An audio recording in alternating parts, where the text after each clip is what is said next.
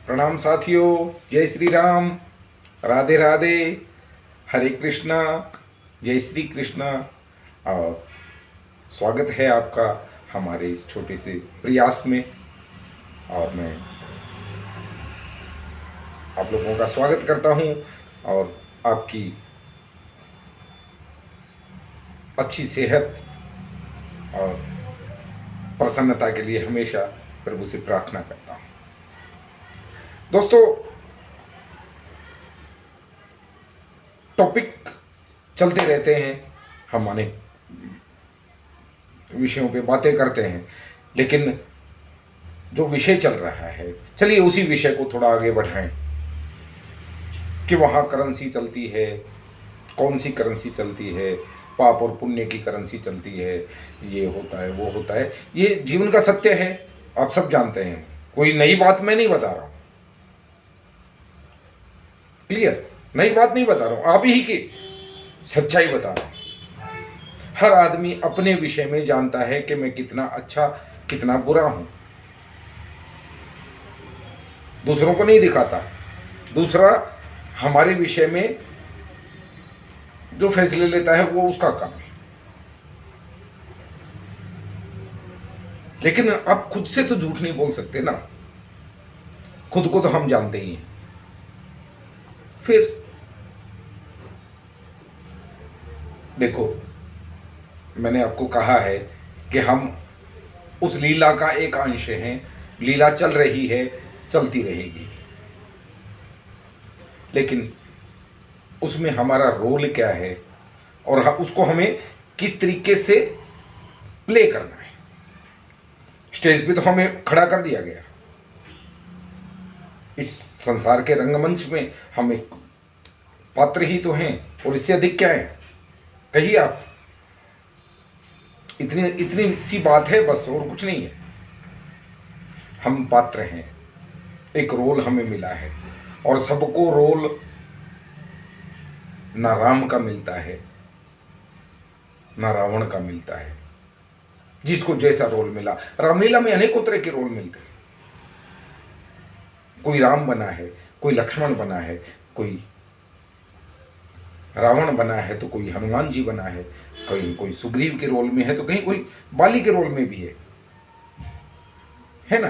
तो ये हमें रोल मिला है अपने जीवन का, उसको हम पूरी तन्मयता से कैसे निभा पाएं, बात ये है। हमें उस रोल को निभाना ही है, तभी हम कलाकार हैं। नहीं निभाया तो बाहर हैं। साफ सी बात है, निभाना तो है। देखो, जिसको जो रोल मिला उसको बड़ी तन्मयता से, पूर्ण श्रद्धा के साथ, परमात्मा का आशीर्वाद लेते हुए और डायरेक्टर की बातों को सुनते हुए अच्छे से निभाइए। यही ब्रह्म ज्ञान है। समझाने वाले तो पता नहीं कैसे कैसे अनेकों तरीकों से हमें समझाते हैं। जीवन से विचलित मत होइए, सुख दुख आते जाते रहते हैं। यहां ये संसार है भाई, स्वर्ग थोड़ा है कि सिर्फ हमें सुख ही मिलेंगे। नहीं, दुख भी मिलेंगे, दुख भी मिलेंगे। इस संसार में दुख थे, दुख हैं, दुख रहेंगे,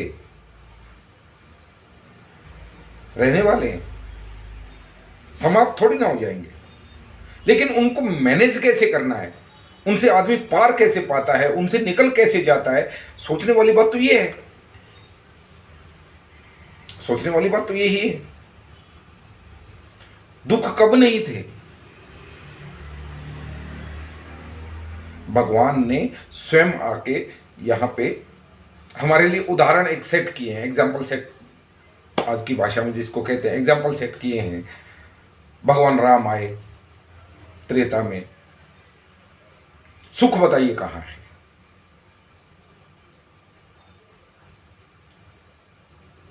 कहीं है?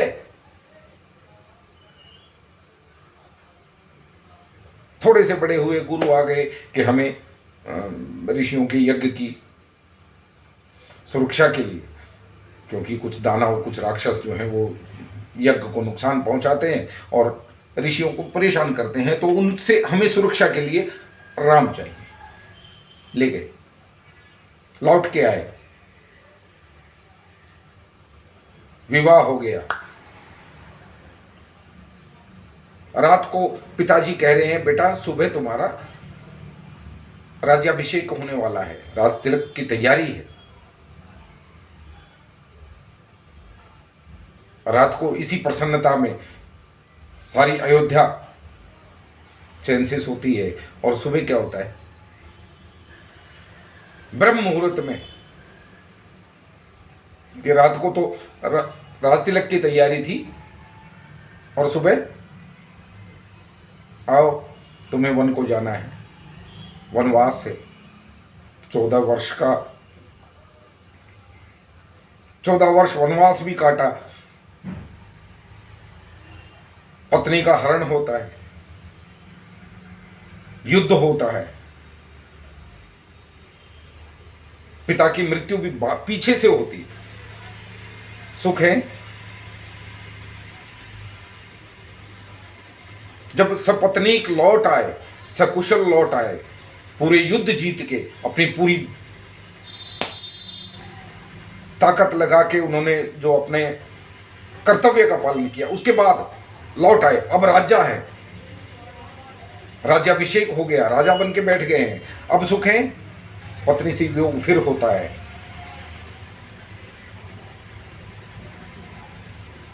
सुख कहां है? जो सुकुमार, जो राजकुमार राजा बन के महलों में राज्य करने वाला था, वो नंगे पांव, उनकी चरण पादुकाएं भी तो भरत जी ले आए। वहां जंगलों में नंगे पांव डोलते हैं, कांटे चुभते हैं, अनेकों कष्ट हैं, मौसम की मार होती है। सुख है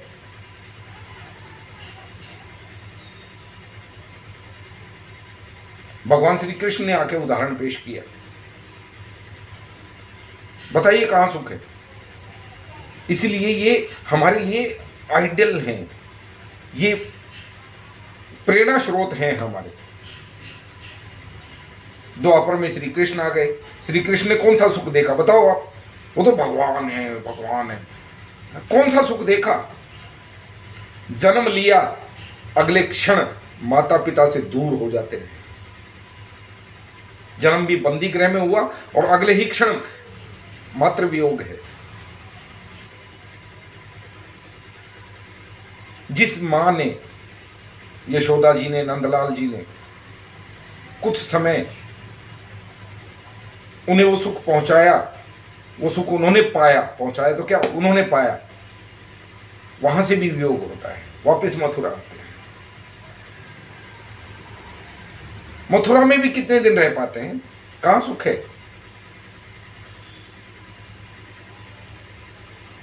गोकुल को त्यागा, राधा का वियोग, और फिर मथुरा से भी वियोग। मथुरा से भी जाते हैं, द्वारका जाते हैं। द्वारका में कहां सुख है?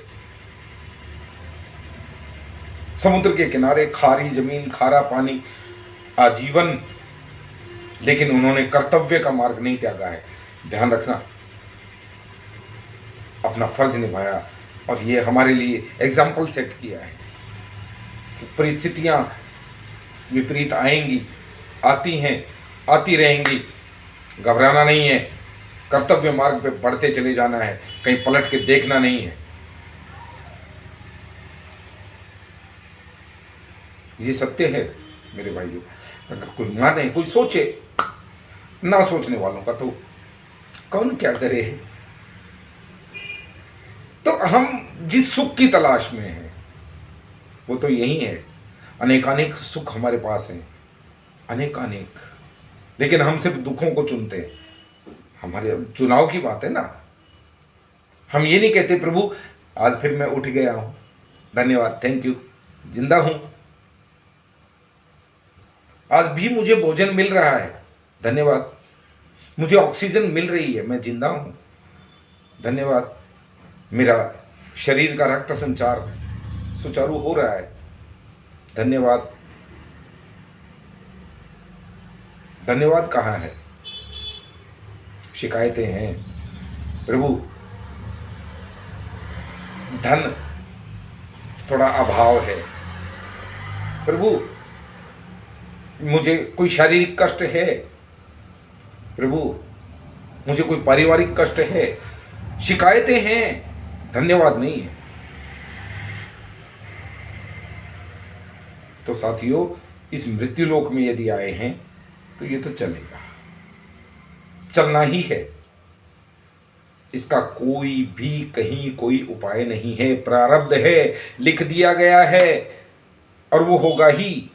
अब उसको आप कैसे जीते हैं, आप कैसे उस टाइम को स्पेंड करते हैं, वो आपके विवेक पे निर्भर करेगा, है ना। प्रारब्ध तो लिखा गया। जब आप मां के गर्भ में आए उससे भी पहले प्रारब्ध पहले रचा, पीछे रचा शरीर, तुलसी चिंता क्यों करे, भजले श्री रघुवीर। तो हे साथियों, प्रारब्ध पहले ही रचा जा चुका है, वो होना ही है, तुम्हारे जीवन में आना ही है। तुम कितनी अच्छे से उसको पार लगा जाते हो, वो तुम्हारी योग्यता, वो तुम्हारी पात्रता होगी। बहुत सारी बातें होती हैं, करते रहेंगे जब तक श्वास है, चलेंगे। लेकिन मेरी बातों पे विचार करना मेरे साथियों, मैं यही कहना चाहता हूं। यदि मुझसे कुछ गलत कहा जाए, मुझसे वाणी से कुछ अपराध बन जाए, तो कृपा करके मुझे मार्गदर्शन भी करें और क्षमा कर दें। और यदि आपको मेरी बातें अच्छी लगती हैं तो मेरा प्रोत्साहन करें, मेरा हौसला बढ़ाएं। मैं कोई गैर तो हूं नहीं, आप ही का हूं, आप ही के लिए हूं, आप ही के साथ हूं, निरंतर, हमेशा, प्रतिक्षण।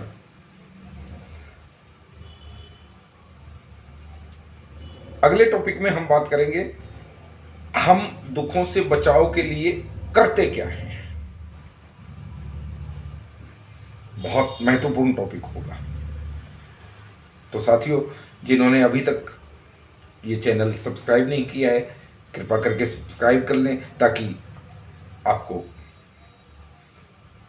मुझे आपको मेरी प्रतिक्रिया मिलती रहे और निरंतर मैं आपकी सेवा करता रहूं। ऐसी कृपा करना। और यदि मुझसे कोई अपराध होता है तो मैं करबद्ध आपसे क्षमा मांगता हूं। इसी के साथ आज की वीडियो को विराम देते हैं और प्रार्थना करता हूं आप सदैव प्रसन्न रहें, स्वस्थ रहें, प्रभु का भजन नित्य गुणगान करते रहें, प्रकृति माता को